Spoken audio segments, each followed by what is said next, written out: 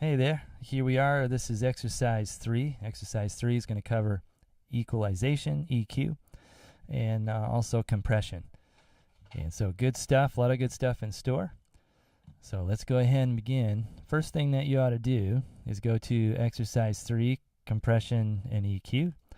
And I would like for you to find Angels in Amplifiers, I'm All Right. And maybe don't pull in the full one, that's the full song.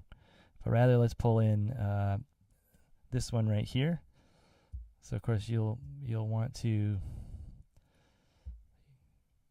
highlight track 1 through track 12 and pull them in. I've already done that, so I'm not going to do it right now, but that's what we're going to be using, and this is what the clip sounds like.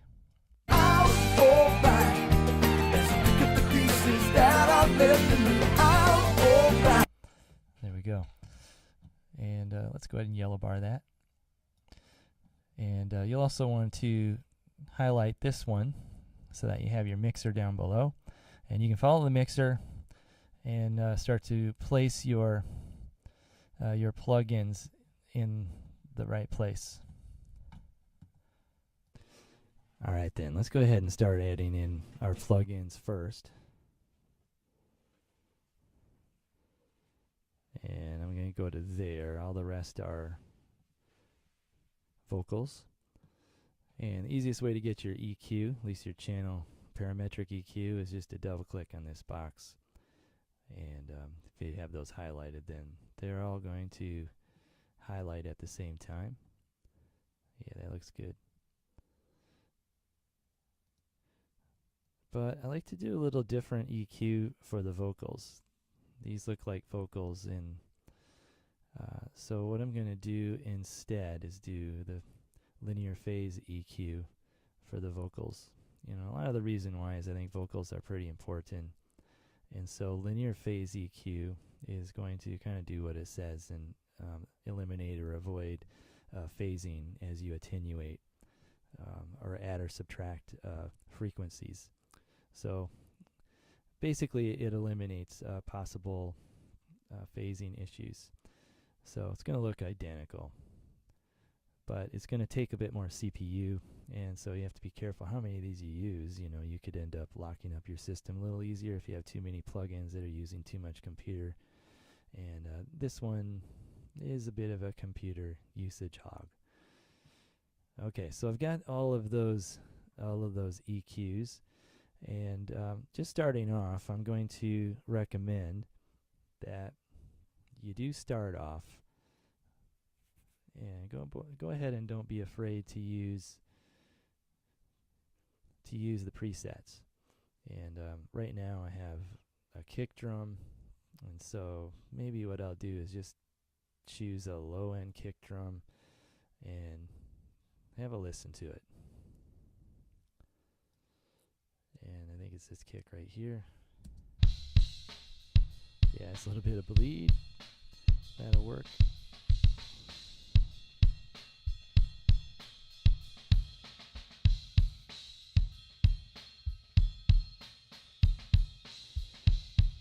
And then you can listen and kind of play around with it a little bit. But I think it's okay. It's okay to go ahead and use the presets that are there. A bit of bleed there as well.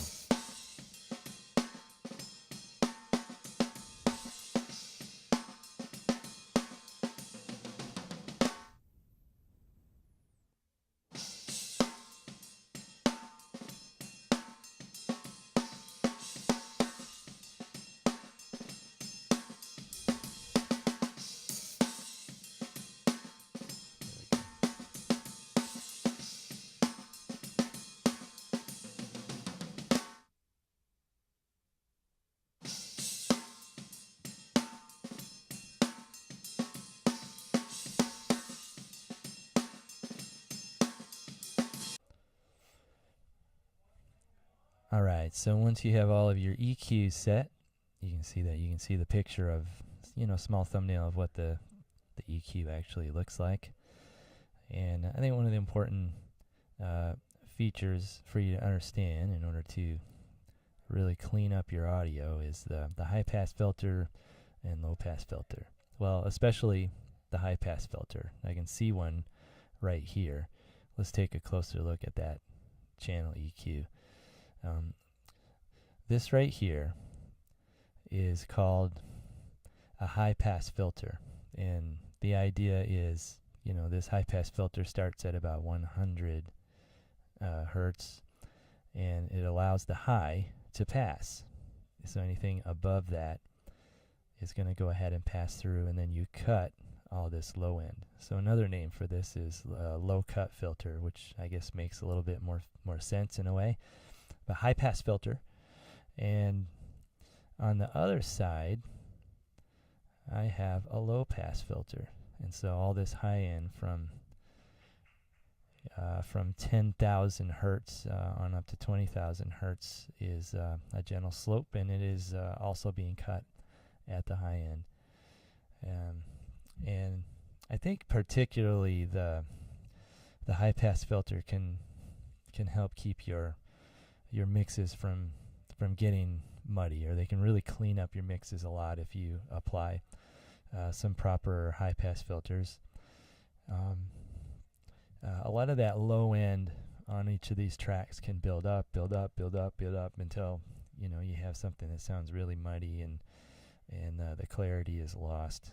And so I'm a big fan of the high pass filter, and I think they can help you clean up a mix that just sounds kind of muddy or boomy or something like that. And so high pass filters are just great. So, I mean, looking at the high pass filter again over here, the way to engage that is this band or that button right there, and you can turn it off, turn it back on. The same thing goes with the low pass filter, and you can turn that off, and then the high end goes flat. So you can actually turn on and off different bands, you know, just like this on your EQ. And you know, so you can you know, really quickly audition certain frequencies to see if you really are getting the sound that you want. And so that's a nice feature. Another thing that I like to use quite a bit is this analyzer. And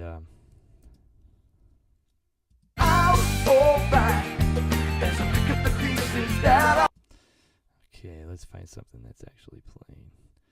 Okay, let me close that, and all right, we'll go to the electric guitar and turn on the analyzer.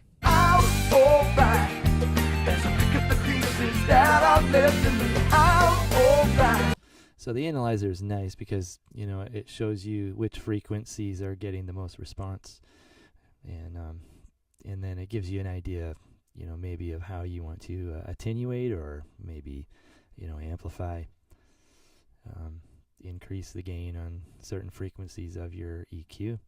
And remember, the EQ is really just a gain increase or gain reduction tool, but it's really great because you can increase gain within certain frequency bands, and you can have a lot of control over the sound that way. It's a very, very powerful tool. Something else I want to show you about EQ is something called the Q. Let's see, let's choose this one. Okay, so down here, this is the Q, and when I've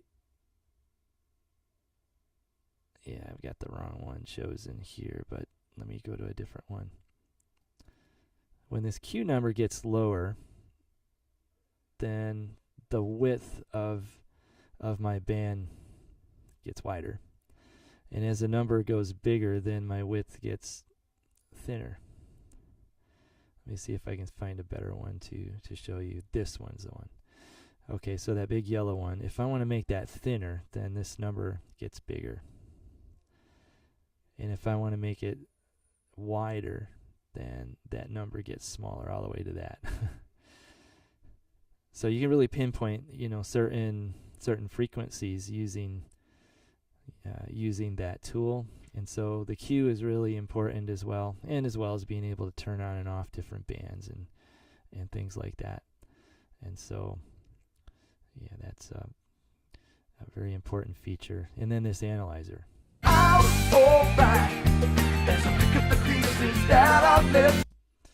And really good. You can also put in EQ, on your stereo out.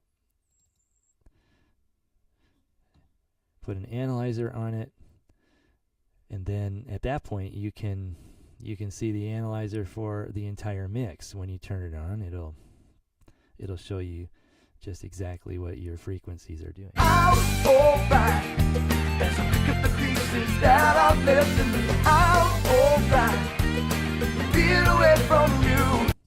So you can see we have a bit of buildup right around 50, and and that might be okay. It's not too bad, but it might be something to watch.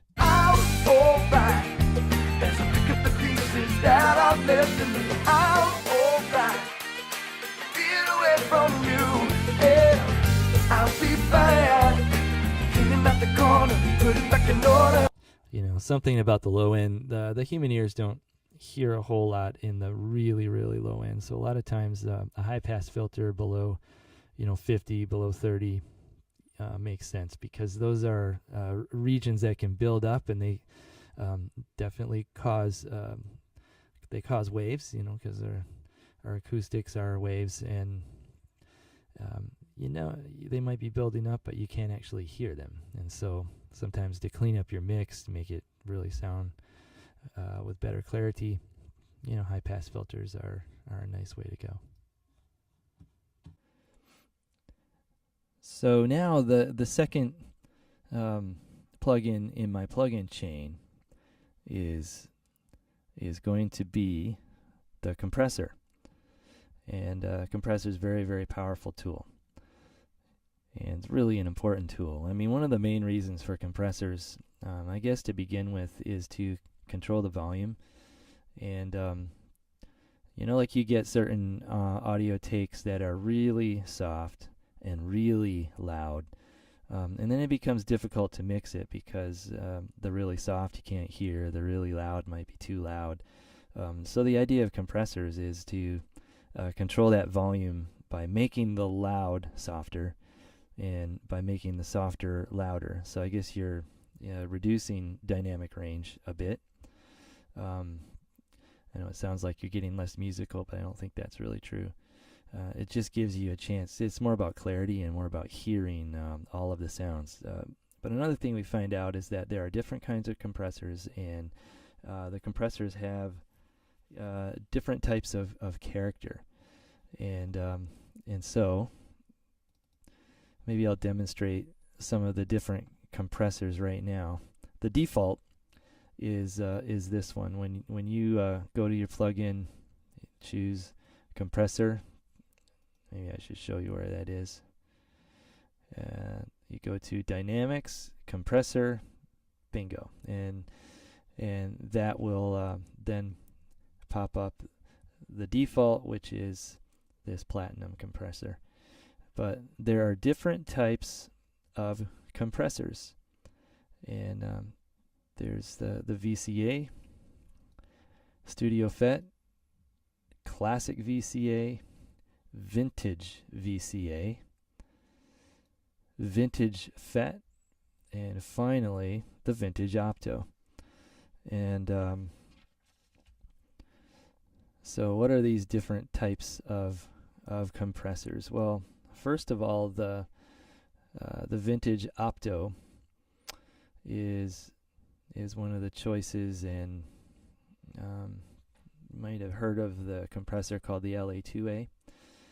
And this particular compressor is considered to be not as aggressive as some of the others, and it's really great for bass guitar. I like what it does to the bass, and just the quality and the character of the sound that it gives to the bass guitar. But because of the type of sound of a bass guitar, it's very constant and boom, and you don't really want to clamp down on that sound too much. And so it works well for that particular guitar.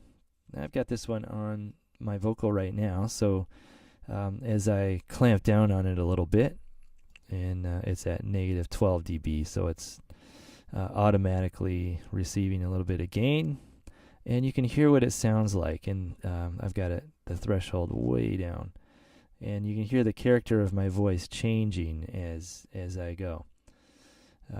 There's also this vintage FET. Vintage FET is one of my favorites. The FET compressors are called field effect transistors, so they're the type that have the tubes and the transistors inside, and they're kind of an old time compressor, and really they were made to limit the dynamic range originally, but then they give you a certain character, and you can hear it in the vocal. I think the movie trailer guys like to use the FET compressor. And then, before your eyes, you can hear that it's warm and it's very dynamic. And when you really push it, then you start to sound like the movie guy. And that's pretty cool. So that's that particular compressor as well. And there are a couple of FET compressors, and they do kind of the same thing. I'm not exactly sure the difference between the two, but I usually go for the vintage FET whenever I use it, and I just think it sounds a little bit better. And then there are these VCA compressors. There's the Studio, the Classic, and the Vintage. And I think the VCA, which stands for Voltage Controlled Amplifier, I think this is probably the most versatile of all the compressors, because you can dial it in to be very aggressive, or you can dial it in to be very non-aggressive, and you can actually make it begin to distort and clip, like kind of like the FET compressors. The FET compressor is considered to be more aggressive, and the VCA, you have a full range, and you can change, just how it attenuates, by threshold. Once it reaches a certain volume level, it will start to attenuate, and also the ratio. How aggressively is it going to attenuate? And you can kind of hear the difference as I change that, right? Hello. And you can definitely hear the difference, because this is automatically doing makeup gain as it compresses more. So kind of the idea that as it compresses more, it's going to get louder, which is actually the opposite of what a compressor is doing. When it compresses, really, it's making the volume softer, bringing the gain down. And then besides the ratio and the threshold, there's also these two features, which are attack. Attack is the beginning of the note, or the transient. And so if you want to clamp down right away on the transient, then you want to make it really a low or a fast, very, very fast attack. And so this is a very fast attack, and that means it's clamping down very quickly. If you want to slow down the attack, the beginning of my voice, you can hear the beginnings of what I'm saying, or the transients. If I say take, the T sound is the transient at the very beginning. And then the body of the sound is, of course, going to be this one. This is the release. And make the release really short, or you can make the release really long. Hello, hello, hello, hello. And it just has to do with how you're clamping down on the sound. But the attack has to do with the very beginning of the transient, and the release is the body of that particular sound. So those are your basic settings. The knee, I think of the knee as smoothing out the sound, and So if you want it to be a little more blocky or a little more abrupt, then you can change this or make it smoother. I mean, usually you probably want to make it a little bit of a smoother transition as it begins to attenuate. And so that's going to change, you know, the attenuation rates. Okay. So let me go to one of my favorites, the FET compressor for my vocal right now. And we'll also take a look at some of the other tracks. Maybe I'll go to bass track first, and I'll pull out the compressor. And for bass, I like to use the vintage Opto. You know, that's my first choice. And so let's hear just. So let's go ahead and try and hear just the bass, and hear what is happening with the sound.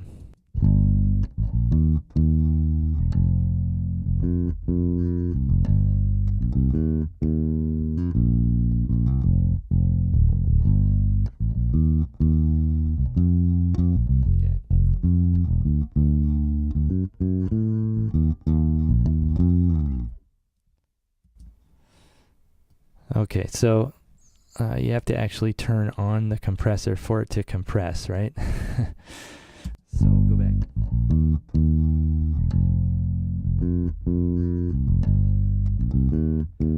Yeah, there we go.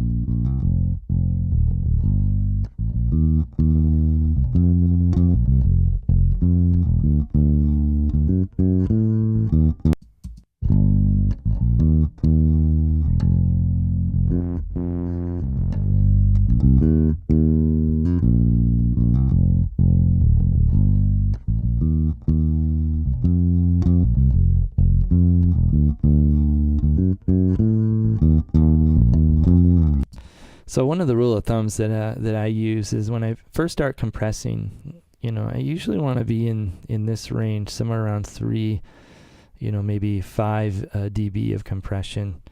And so you can see where I am. I think I'm at -5.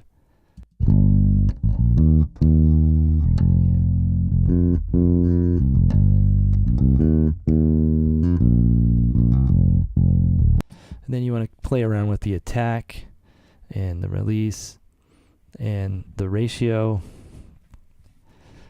Usually I go for a smaller ratio. You know, I'm at about 2.5 to 1. Yeah, 2.5 to 1. And you can hear, let me go ahead and raise that ratio so you can kind of hear what's happening.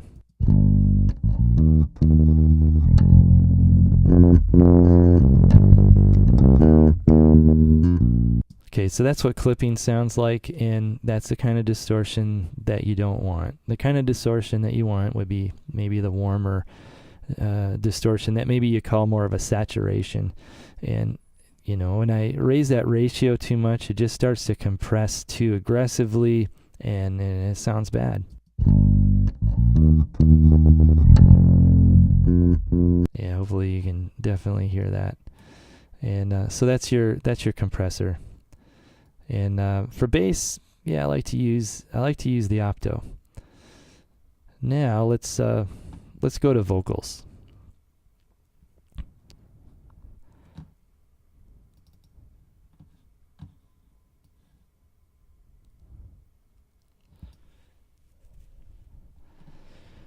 And you know what I'm going to do is take a look at the presets and see what we have here. So for voice, and I have the lead vocal chosen right now. So for voice, we can, you know, choose some of these FETs or Opto. Opto, that would be like a smooth vocal. And so I'll just go with FET vocal 1 and see what we get. Okay, so we got the vintage.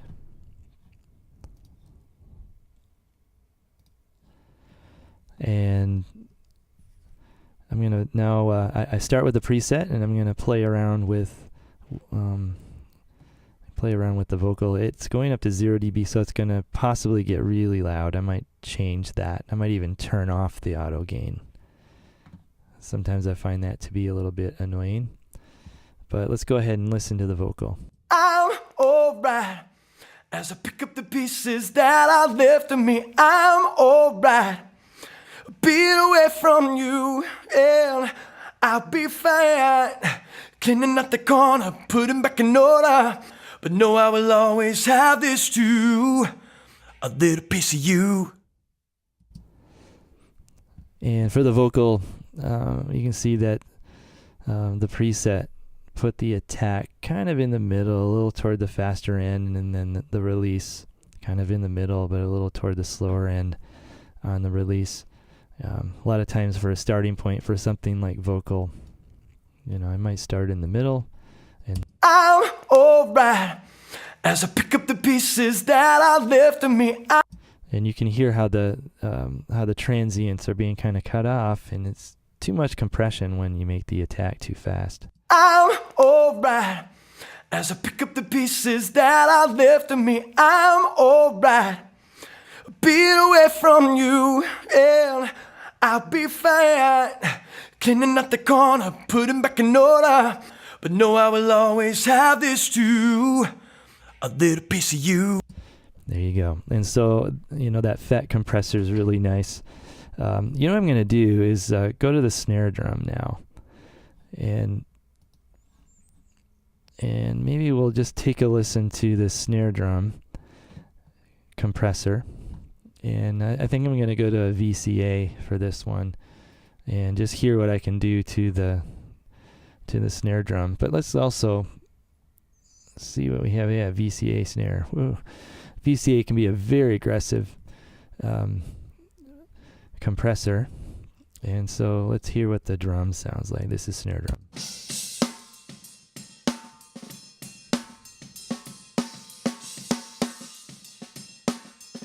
Oh, once again.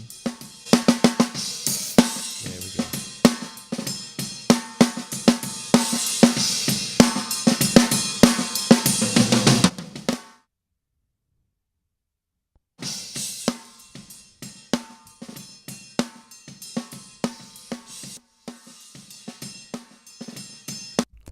Yeah, you can hear, the snare drum, like the transient's a really important feature.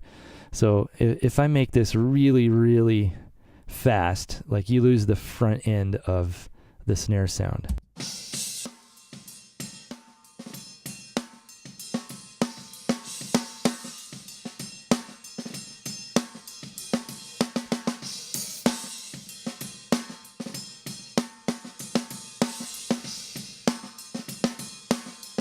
So that's pretty good. I'm attenuating at about -5. And I mean, just for a starting point and a listening, that's kind of where I want to be. Now let's see if we can get some clipping. See if we can make it sound awful.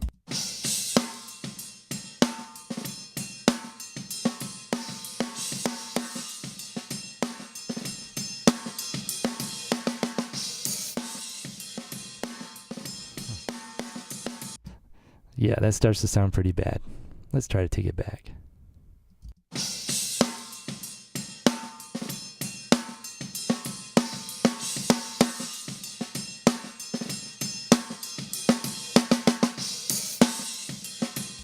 There we go.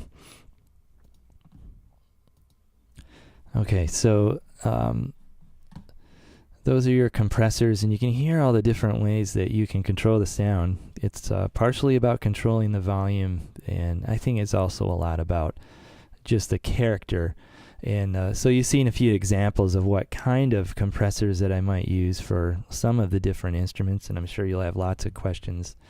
And you can trial and error. I mean, you can try them and see how they work.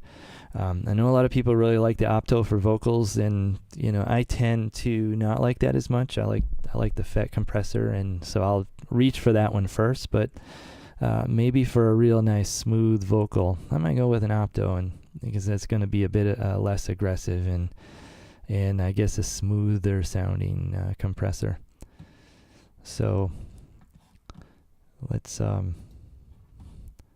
next take a look at some parallel compression, and we're going to play around with that with the drums. I think parallel compression is really important for the drums. So that's the next one. Alright, let's set up for parallel compression. The first thing I'm going to do is I'm going to create an auxiliary strip. And I'm going to call that auxiliary strip, let's call it PCOMP for parallel compression. And I don't think we've used any buses, so I'm going to go to bus 1. Bring this up.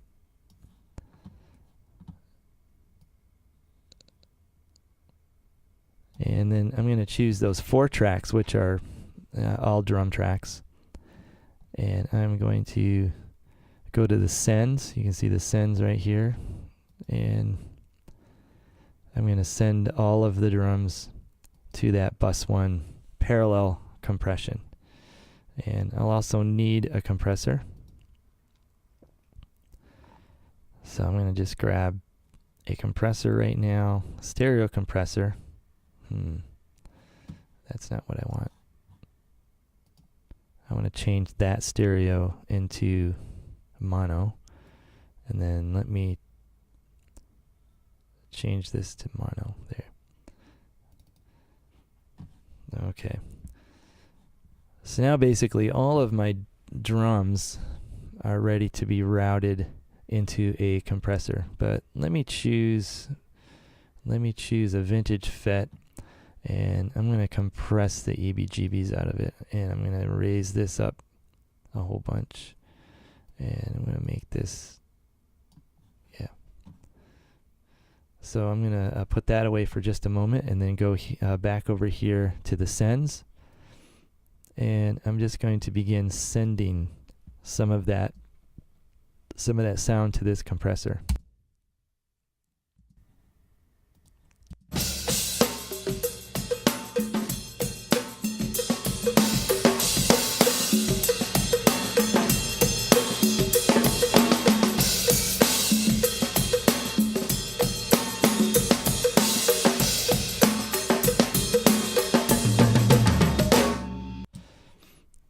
Okay, so the idea of parallel compression, I'm sending a bit too much at the moment, but the idea of the parallel compression is that you can bring in some of that warm sounding distortion, and you can distort it a lot, but then you can bring it into the mix just a little bit. So a little bit of distortion goes a long way. And what it's going to do is it's going to add an excitement to the drums that it didn't have before. All right, so let's see. Let's take a look at the compressor and see what that's doing.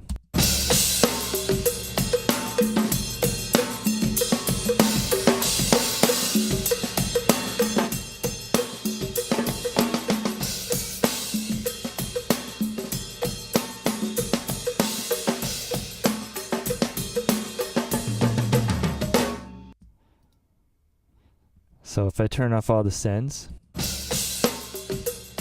sounds like that.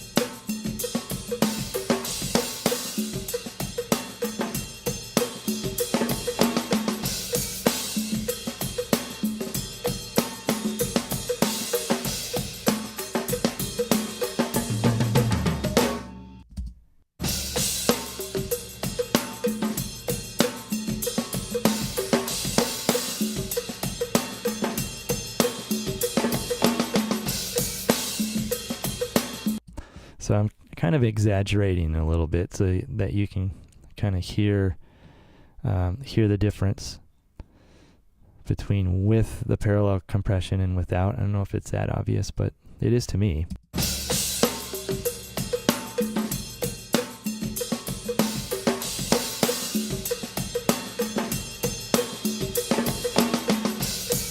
And you could probably see that I was really compressing that a great deal, and you can compress it as much as you want when you're doing parallel compression, and it just adds a bit of excitement to your drums, and I think it's a really great way to improve the sound of the drums. And I would do parallel compression at least for every single drum track that I do. And then, you start to decide whether or not that you want to, put certain drums in. I would say yes to the snare and maybe no to the overheads. I think the overhead, like the cymbals, are starting to kind of wash a little bit. So maybe I'll try turning down the overheads where you can hear all the cymbals, but just send the snare drum and hopefully the kick drum. Oh, the kick drum's not being sent at all. I accidentally did not send that one. So the kick drum's important too.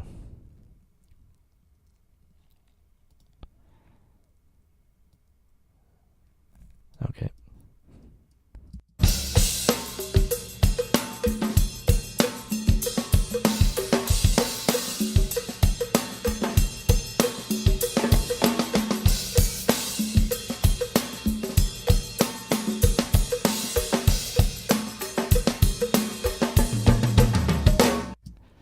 Yeah, there you go. Parallel compression. Make your mixes a bit more exciting. And we also took a look at different types of compressors, the FET compressor, the VCA compressor, the Opto.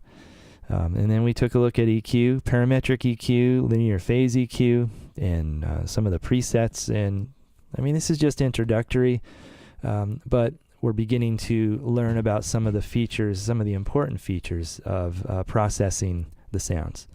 So this ought to be fun. Alright, as I pick up the pieces that are left in me, I'm alright. Being away from you, yeah, I'll be fine. Cleaning up the corner, putting back in order, but know I will always have this too, a little piece of you.